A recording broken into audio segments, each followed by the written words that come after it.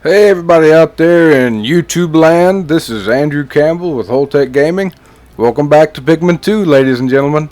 Let's go ahead and jump right into it. Let's go ahead and get back into the perplexing pool. So, the channel's been moving along.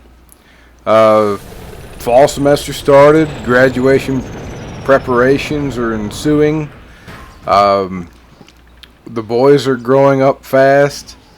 The job search is going on. I'm going to check the map real quick. And I apologize, reacquaint myself with the game. Okay, I think I pushed every damn button I possibly could before I figured that out. Okay, so I think the goal for this episode is to at least get into the Glutton's Kitchen. Now, I suppose what I'll do is I'll just run right through with a good complement. I need to change. There we go. I need to change with a good complement of, everybody. Why not? Now, is this a risky proposition? You better believe your sweet bippy it is. But we got to do it, man. But we gots to do it. Man, I messed that up. Okay, good. I was really worried there for a second. Okay. Yeah, 630 out of 69. Alright. Top it off some yellows, and then we're going to go to the Glutton Kitchen. Okay, so judging off of the 95 thing there, that means that the blues are still a foot in this level. I apologize. I needed to switch from Louis to Olimar. Because as I've stated in all of my episodes, I just cannot stand Louis. Okay, now I need to get my bearings. We need to turn around. There we go. So, how have y'all been? I haven't really had much of a dialogue with you guys in a very long time. I pretty much exhausted the entire backlog of episodes. So, I am recording now because I need to. And no, that's not necessarily a bad thing, but just understand that, yeah, college took up a lot of my time. And I am in fact recording these Pikmin 2 episodes the day before my 33rd birthday. Hooray! Isn't it exciting? The person you're listening to is 33 years old by the time you're hearing this. Isn't that interesting? More like sad. Isn't it? Oh my. Okay. Yes, I believe we can just drop down, can't we? At least I certainly hope that's the case. Go to the Glutton's Kitchen, because we opened up this way for ourselves the other episode. Okay, really we only need the electric boys, but whatever. We're going to go ahead and hop on down. So, dude, I just got done with this 5-page paper. It was about Renaissance Italy. Specifically the city of Venice, and how they were going through a conflict, and how the Swiss were actually trying to take over parts of Italy, and the city of Venice had an ally in the French. Really interesting read and paper, and you kind of get a better idea of, like, how do I say this? So, back in the old days, as you guys know, not many cultures were like ethnically diverse, right? So if you can imagine, the Italians were Italian, the city of Venice were Venetian, right? Can I get him? Nope, he dead. I say he dead. There we go. Whoa, that guy ain't dead yet. I thought he was dead. Oh, I was looking at the wrong guy. We've already lost 3 dudes. It's alright. I'm not going to try to really worry about saving every Pikmin this playthrough. But, you know me. Well, if you don't know me, know that I want everybody to survive. Okay, there's something buried there, so I need to pay attention to that. There are also baddies here. So, can I do this, I wonder? Can I do this? Yes, I can. Wunderbar. Okay. Go ahead and let that old boy. So there's a chapstick in here, I think. Yes, or some type of lip balm. I'm not quite sure. But it certainly works for my machinations. There we go. Oh, it's a piece of chalk, it looks like. Perfect. Let's go ahead and let those guys do their due diligence, and we're going to read what this little thing has to say. Look at this. Okay. So this is value 30. Master's Instrument. What is this? Peach Pine. So it's a Nintendo themed crayon. Mario Paints. That's pretty cool, man. I like that. I wonder when that, probably in the 90s. I don't even know why I'm asking. Anything like this probably came out in the damn 90s. Because the 90s were awesome. And how terrible is it that I am, in fact, I was born in the damn 80s, right? Born 1987. And it's not a negative. I'm not one of those types of individuals that say millennials or being a millennial is a bad thing. But I will say, just outright, that it's annoying whenever ignorant people say that it's a negative thing, because who gives a rat's ass, right? But just from my perspective, I was born in the 80s, but I'm still called a millennial. I'm like the last few years considered to be, not the last, the earliest years of considered being a millennial. Kind of bothers me, kind of doesn't, but it's no big deal. Do I kind of fit all of the same tropes as what a millennial would? Sure, why not? Whatever. Let's find the cave and let's go ahead and spelunk deeper down this rabbit hole that I'm digging myself into. Is this the way down? I guess it is. Alright, here we go. Level 2 of the Glutton's Kitchen. I'm so happy to be recording again, guys. It's been so long. It's just been such a trial, man. Like, just for all my younger listeners out there, if I have any younger listeners, please make sure to verse yourselves in anti-identity theft and anti-piracy type stuff. You don't want to get caught up or tricked into giving away sensitive information. It's never a good thing, and it makes you feel like society is full of a bunch of garbage people. You know, it kind of gives you that pessimistic mentality, and it's not a good thing to have, especially when you're young. You know, so not trying to preach too much. Just make sure you don't get try to get tricked by anybody. It's not a good feeling. Luckily enough, in this instance, I did not get tricked, but it hurt me because someone had stolen, or at least hacked into, my great aunt's Facebook account, and they messaged me from that account and tried to get me to send them money while they were posing as my great aunt. So imagine how disenfranchised I am, because I was having a crisis situation with an aunt that I care about very much, and turns out it wasn't even them, and they used personal information that only she would know. Well, obviously, because the hacker, or the identity theft people, Yahoo Cola. Oh, dude, I remember Yahoo. Massive lid. It's not that big. They had said a bit of personal information that only she would know, and like, if it was any other great aunt, I wouldn't have responded, right?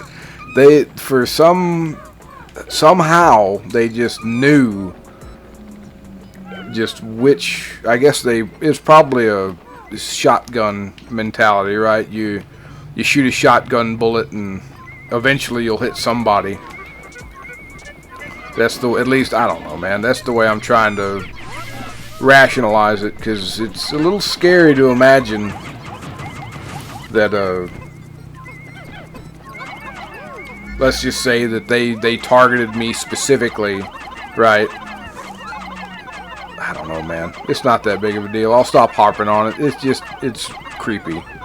And I hate to really voice that it's bothering me as much as it is, but it sucks, dude. You don't want family members getting taken advantage of. You don't want you getting taken advantage of. It's a shitty feeling, right?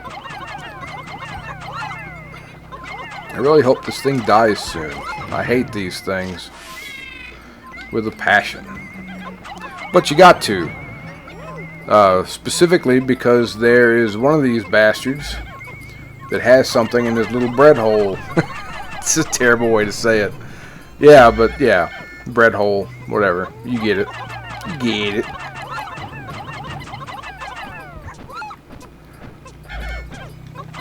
There we go. Knock him out. These purple guys are awesome. It'd be so much harder if I couldn't stun this guy. But he's little by little. I tried tweaking the sound effects and whatnot for you guys. I had noticed that me throwing the Pikmin were a little too loud. Only 25 bucks. What was this? Imperative cookie. Okay, maybe because of the swirl. I don't know. Point is I did a little adjusting on the audio, and hopefully everything sounds good and you guys are enjoying it with my creamy vocals. And yeah, anyway. I'll tell you guys though, I've been doing a lot of self-improvement. I got some good news, at least good news from my perspective. I'm very happy about it, and it's kind of given me a lot more purpose in life, and I'm really, I've got that light at the end of the rainbow type of thing, or light at the end of the tunnel. And yeah, a lot of people can definitely say, well, you know, that's just a train coming at you. You know, you're gonna screw yourself up. You look forward to something, you're just leading yourself to disappointment.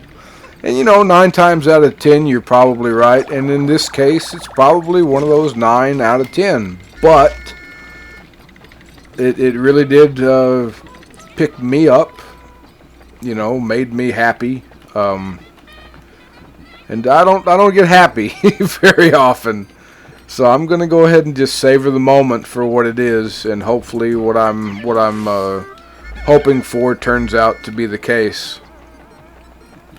Because you know, a dreamer's got a dream, man. If you're not dreaming, or if you're not planning to make those dreams a reality, you're wasting your life. Now there's a fine line, you know, and I can say this as a soon-to-be 33-year-old weirdo. You gotta have a good balance, right? Life is, well, at least you don't have to be perfectly balanced all the time. That's kind of a misconception I think a lot of people have. You can be lopsided in a few areas in life, right? So if you enjoy art or creating things... Oh no, we just lost the poison guy. That sucks. Yeah, well, hey, he survived somehow. That's cool. Am I going to worry about all this animal stuff? No. We have all of the artifacts. We need to get out of here. I'm going to be really pissed if it's just in the center. I can check on the map. It is in the center. I am a idiot. Cool. So then we have time. Let's go ahead and get these guys going. Right? Why not? Anyway, so find balance in your life. Not too much balance. You need to be able to exercise the human need for expression, right? Be that through an artistic medium or otherwise.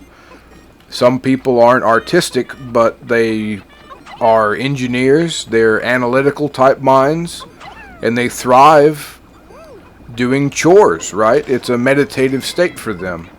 I know a good bit of people that actually enjoy and meditate in those types of situations, and there's nothing wrong with it. It's half of what I do. You know, I definitely work and do chores, and that's sometimes when I get my best thinking in, but thinking only is half of the thing. You got to put those thoughts in action, and that's where it's best whenever you find those artistic outlets. you can really express yourself through those types of ideas. Like, you're worried, you're stressed out, right? And you're thinking through a problem. Let's say you have a deadline at work or for college, and it's going to take you a little bit of extra effort, right, to accomplish that. Well, why don't you write it down in a poem, right? Why don't you try to expound on the idea of, hey, or, you know, I don't know, this is just free versing, I guess, but like, the papers fall, the bad man call, I'm up all night, left and right, the dawn'll come, you know, stuff like that. And thinking about every single word in a poem kind of gives you insight on how you really view or understand some of the words that you use in everyday speech. Like, for instance, right, sunlight. A very common thing. Everybody experiences sunlight. At least I hope you would. Excuse me, I had to burp. There was a stint whenever I was in the Navy that I really didn't have the opportunity to see sunlight, and I almost went crazy. I'll tell you that.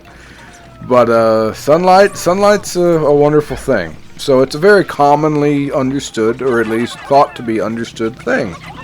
That's safe to say, in my opinion. So, going off of that, you think to yourself, okay, let's try to use the sun not in a noun form, but maybe in a verb form. Right? So, what's the sun? What is the action of the sun? Right? It shines. So you use these adjectives, and you expound upon the original word, and then you try to pair it with other types of words, typically other nouns, and you really put it in different places where you would never verbally say it out loud, and because of that you gain a better understanding overall of what the sun means to you. You know what I mean? And I know it's pretty weird stuff to talk about, because not many Americans really think about that type of thing, and it's totally fine. People don't have to think about it, but it helped me whenever I really needed to find an artistic outlet. Going into poetry really did help me, you know. And that's not a oddly major thing to do, right? I don't know. Don't judge me. I'm trying to do my best here, guys, I promise. Alright, this guy should die. Uh-oh. We gotta get that guy. That guy needs to stop. Yeah, you gonna die. I don't like you. You gonna die. Jukondo. Or whatever you want to say. What's that? Looks cool. We're about the end of the episode. It's enough of my weird liberal hippie bullshit. Harmonic synthesizer. That's awesome. It's a little clacker, right? It's a musical clacker. 120 pink pinks. Or whatever it is. Hey, we got another one. I hate these bread guys. I really do. Such a pain in the butt. But they dead. I say you they dead. Alright. I promise. I promise that's the last time I'm going to use that joke today. I promise. Okay, guys. We're going to go ahead and end episode 11. Hey, guys. I'm Andrew Campbell with Holtec Gaming. This was Pikmin 2, episode 11. Thank you very much for watching. Come on back. I'm not even going to ask you to subscribe or like the videos because I know you've already done it. Thank you very much for your time, guys. Have a great one, and I'll see you guys tomorrow. Bye-bye.